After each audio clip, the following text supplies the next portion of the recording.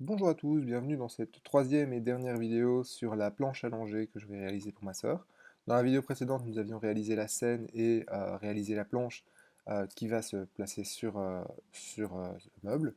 Dans cette vidéo-ci, nous allons rajouter les petits détails, donc les deux équerres qui vont supporter la planche à l'arrière, et également un petit détail qui se trouve sur le meuble que j'ai été constaté sur place la semaine dernière, que je voudrais prendre en compte pour lequel je vais devoir faire une rigole, une sorte de rigole dans la planche. Donc, commençons tout de suite. Le décor, pour l'instant, j'en ai pas besoin. Donc, je vais le sélectionner et appuyer sur H pour le cacher. Ensuite, je vais modifier donc, le meuble en lui-même pour rajouter ce petite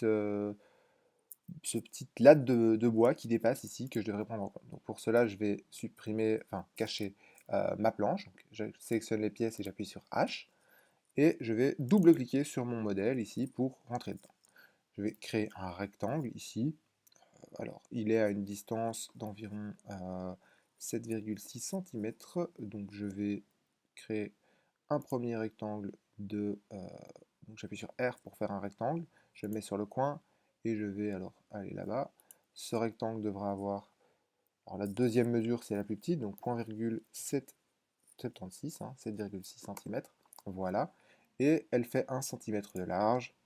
Donc, je vais refaire un deuxième rectangle de 0,10 mm. Voilà.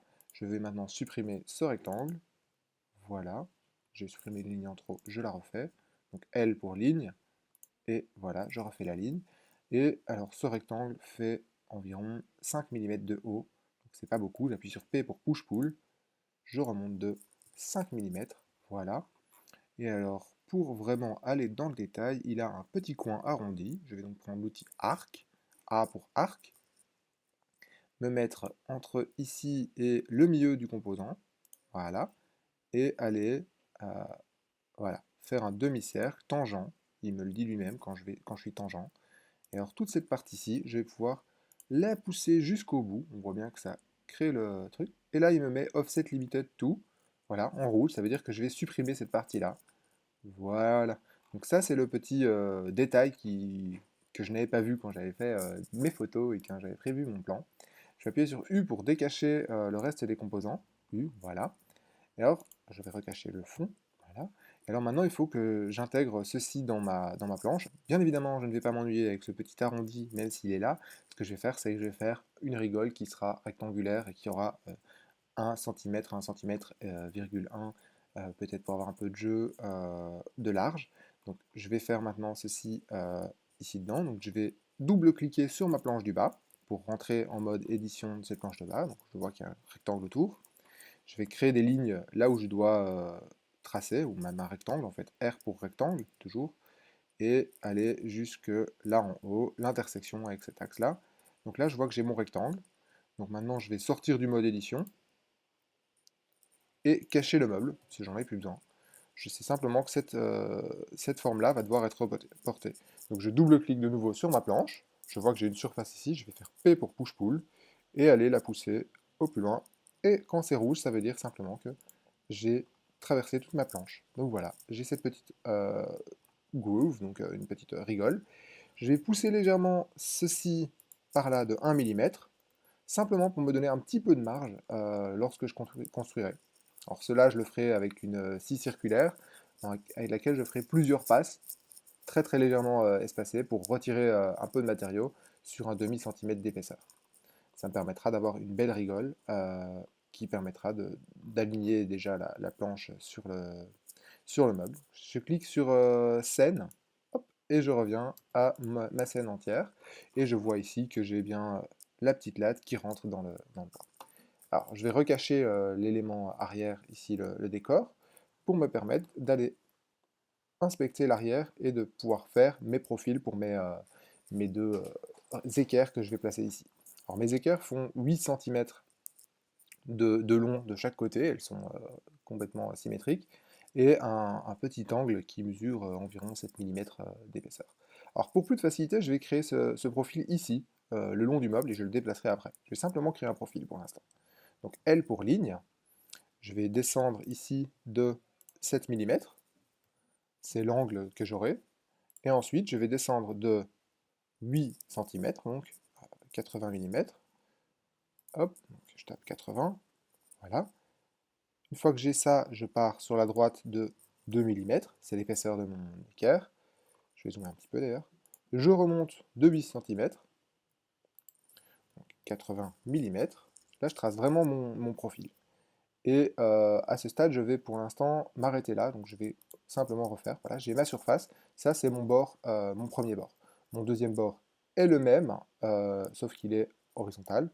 Donc je vais faire pareil, je vais à droite de 7 mm, oups, de 7 mm, 7, voilà. Ensuite, j'avance de 8 cm, 80 mm, je descends de 2 mm, je vais à gauche de 80 mm, et je referme. Voilà. Maintenant, je vais reprendre l'outil arc que j'avais utilisé dans la vidéo précédemment pour faire cet arc-là. A pour arc. Je vais de ce point-là à ce point-là. Et là, je vois qu'il y a mon arc qui se dessine. Et alors, je vais zoomer un petit peu. Il faut qu'il soit bien dans ce plan-là, en fait. Hein. Donc, ça, c'est pas évident pour l'instant. Ce que je vais faire pour avoir plus simple à faire ça, je vais tracer un rectangle. Comme ça, il aura un plan dans lequel il pourra se raccrocher. Et ensuite, je reclique sur A. Je vais d'un point à l'autre, et là je vois bien qu'il est plus facile, qu'il est plus facile à faire ça. Alors normalement il devrait m'indiquer à un certain point tangente. Je vais essayer sur celui-ci en premier. Voilà. Non, il ne veut pas me l'indiquer, tangente, je ne sais pas pourquoi. Soit, c'est pas très important en somme ici pour le dessin. Je vais donc continuer ainsi. Voilà, là je vois que ça suit un bel angle. Je peux maintenant supprimer ceci. Donc je double-clique pour sélectionner toutes les lignes et la surface, et je shift-clique sur la ligne pour la désélectionner. Comme ça, je peux très rapidement sélectionner ma surface et ses côtés, sauf le côté que je veux garder. Voilà. Ces lignes-ci n'ont pas lieu d'être non plus, puisque c'est une seule pièce. Voilà. Et ceci, je peux faire un push-pull. La largeur de ma pièce est de 2 cm, donc 20 mm. Et j'ai ici ma première équerre. Triple clic pour tout sélectionner. J'ai pour composant équerre. Voilà. Et cette équerre, maintenant, il suffit de la placer. Alors, pour cela, je vais appliquer une technique un petit peu bizarre, j'en conviens. Donc, M pour move, et je vais placer, donc, par exemple, n'importe quel point du côté gauche. Je vais appuyer sur Shift dès que je suis sur la ligne rouge pour que ça reste sur la ligne rouge, aller m'aligner avec ce bord-là. Et ainsi, je vais appuyer sur Alt pour en amener une copie tout à droite là-bas. Je fais Shift dès que je suis sur la ligne rouge, et je me mets sur le point là. Voilà. Et ensuite, je tape simplement diviser par 3. Alors, ce diviser par 3 va diviser l'espace qui est entre les deux pour placer en 3 parties égales, en plaçant des composants. Si j'appuie sur Enter, je vois qu'il en a placé deux de plus pour diviser l'espace en 3 parties égales. Ensuite, je vais supprimer ces deux-ci, parce qu'au final, je m'en fous. Et là, je sais qu'elles seront absolument centrées et de part et d'autre de ma planche pour vraiment bien la maintenir. Voilà comment je place ces deux équerres. Maintenant, mon design dans SketchUp est totalement terminé. Je reclique sur scène et je vois mon design complet. Alors, si je veux afficher les détails qui sont cachés pour avoir vraiment une vue d'ensemble, je peux customiser ma toolbar ici pour rajouter le mode X-Ray, donc euh, rayon X. Voilà. Et quand je l'active, je vois alors mes équerres, je vois absolument tous les détails qu'il y a en arrière dans mon œuvre. Voilà, je vais maintenant désactiver le mode X-Ray pour passer à la dernière partie de cette vidéo, à savoir la mise en place de ces pièces sur la planche de bois de MDF que je possède pour faire le plan de coupe. Donc je vais sélectionner en appuyant sur Shift les trois pièces et appuyer sur M pour Move pour aller les placer un petit peu plus loin. Donc, en appuyant sur Alt pour mettre une copie, comme ça je garde cette mise en situation. Voilà. Et maintenant que ma planche est à l'écart, je vais pouvoir dessiner très sommairement la planche de MDF sur laquelle je vais mettre tout ça en place. Un bête rectangle, R pour rectangle. Voilà. Ma planche de MDF fait 80 mm de large, donc 800 mm, 80 cm par 1,50 m, donc 1500. Voilà. Et je vais aller placer cette planche-ci, en appuyant sur M pour Move, sur le coin qui est là. Alors, normalement, je devrais pouvoir lui dire de se mettre voilà, directement sur la surface et la coller dans le coin, comme ça elle est déjà alignée. Ensuite, je vais cliquer en appuyant sur espace ici dessus, M pour move toujours, et je vois que j'ai deux petites poignées rouges qui apparaissent, qui me permettent de tourner la pièce. Sinon, je peux appuyer sur Q pour faire la rotation en une fois, et M pour le mouvement, mais là, ça me permet de le faire avec le même outil. Je vais aller coller ceci à côté de ma planche. Alors, comme je le vois, je suis vraiment tout juste, 80 mm, c'est les 75 de largeur plus les 5. Alors, malheureusement, ma scie a une certaine épaisseur, et donc du coup, il faut que je retire 4 mm de ça. Donc, ce que je vais faire, c'est que je vais déplacer ceci de 4 mm. 4, voilà. Donc, je M pour move, je déplace, et ensuite, je rentre la mesure dans laquelle je veux déplacer. Et je vois alors que je dépasse un tout petit peu de ma planche. Alors c'est pas grave, puisque ici c'est un design que je choisis moi. Je n'ai pas vraiment de dimension à poser, donc je vais double-cliquer sur cette pièce, cliquer sur la surface que je veux, P pour push-pull, et diminuer ça de 4 mm. Alors ce que je constate, c'est que comme c'est une copie de la pièce d'à côté, ici, je vois que la pièce a également été diminuée de 4 mm. Mais ça veut dire que c'est pareil dans la scène que j'ai créée. Donc si je regarde ici, je vois qu'elle lévite un peu à 4 mm. Ça veut dire que j'ai poussé la mauvaise arête. Donc je vais aller directement corriger ça. Hop, on va revenir ici. Hop, voilà, on va retirer ça de 4 mm. Voilà, comme ça j'ai rétabli l'ordre des choses. On voit que c'est de nouveau collé. Et je vais plutôt aller pousser sur cette surface-là, donc espace et clic pour la sélectionner, P pour push-pull, et je vais la pousser de 4 mm. Voilà. Maintenant, je peux replacer ceci correctement en prenant le coin et en allant déplacer, attention, en quittant le mode isolation, en prenant le coin et en allant la déplacer vraiment sur le coin là. J'ai maintenant mes 4 mm. Ma mesure a changé. Ici, ça a changé également. Sur ma représentation, ça a changé également. Voilà. Maintenant, j'ai ma dimension ici, j'ai ma latte, mais j'ai plus assez de longueur techniquement sur ma planche. Alors j'ai mis 1,5 m ici parce que quelque part je m'en fous un peu, mais j'ai plus assez de longueur pour en faire deux.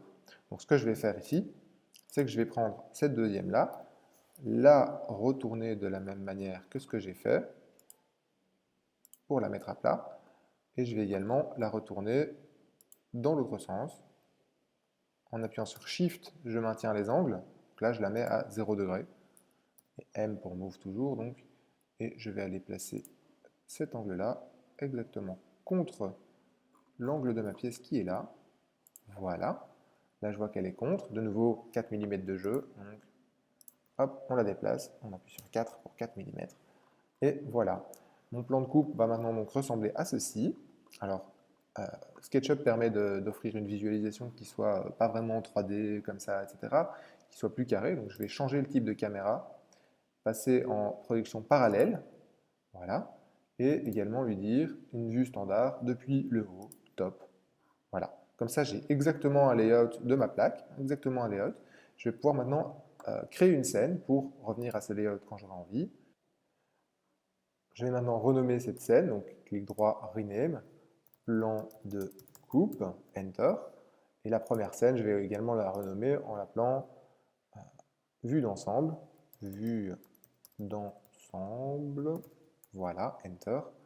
Comme ça, je peux très facilement passer de mon plan de coupe à ma vue d'ensemble. Ça change également le mode de caméra et tout, donc tout est parfait. Maintenant, tout ce qui manque sur ce dessin, c'est les dimensions pour pouvoir me permettre de couper et de tracer. Donc j'appuie sur D pour dimension, et je vois que je peux aller tracer des dimensions. Donc je vais commencer par cette longueur-ci. Là, je vois que c'est 75 cm, ce qui est bien ce que je voulais. Hop, ici, 72 cm. Ceci, alors là, il faut que je zoome pour être sûr de prendre bien. Ça fait quelque chose qu'on ne sait pas vraiment lire. Donc je vais faire clic droit, texte position et dire outside end. Comme ça se met à l'extérieur de ma fin. Voilà. Et la longueur de ces pièces-ci, je n'ai pas besoin de marquer la deuxième. C'est 72 cm, je le sais. Voilà. J'ai toutes les dimensions qu'il me faut pour faire mes découpes. Je suis satisfait. Je reviens à ma vue d'ensemble. Et c'est nickel. Ça, c'est quelque chose que je peux imprimer simplement en faisant File, alors Save As ou Export as a 2D graphic, donc un modèle en 2D, simplement une projection, ou je peux carrément directement faire imprimer. En général, je passe par un modèle en 2D, comme ça je sais exactement à quoi ça va ressembler. Je vais appeler ça planche allongée découpe. Voilà. Et maintenant, si je vais retrouver cette planche allongée, j'ai ici mon image que je peux imprimer directement pour me servir comme guide ou simplement afficher à l'écran quand je ferai mes découpes. Voilà, ce plan est maintenant terminé. Cet ensemble de 3 vidéos, j'espère qu'il vous aura permis de voir un petit peu à quoi va ressembler le projet, de suivre avec moi. Et si vous avez aimé cette vidéo, laissez des commentaires en dessous de la vidéo pour me dire ce que vous avez aimé, ce que vous n'avez pas aimé, ce que je pourrais améliorer éventuellement dans les prochaines vidéos. Vous pouvez également liker la vidéo, la partager sur les réseaux sociaux. Et moi, je vous retrouve pour la prochaine vidéo qui sera la réalisation pratique de ce projet en MDF dans la chambre de ma sœur pour son bébé. À bientôt!